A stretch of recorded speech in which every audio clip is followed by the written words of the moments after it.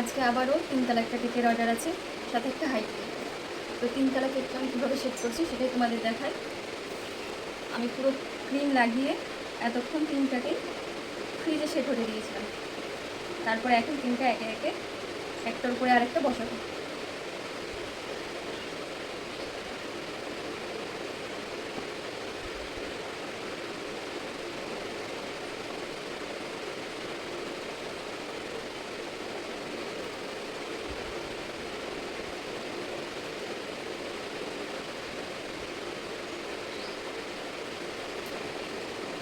কেকের উপর কেক রাখার এই সময়টা খুব রিস্কের আমার মনে হয়।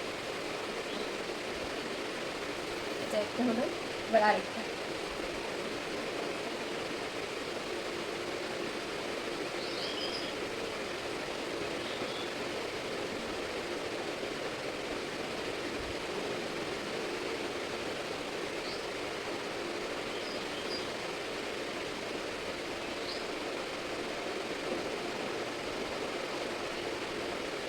এই যে আমাদের এই কেকটা আমি আবার এখন ফ্রিজে সেট হতে দেবো কিছুক্ষণের জন্য, তারপরে ফুল ডেকোরেশন করে তোমাদের সাথে শেয়ার করবো।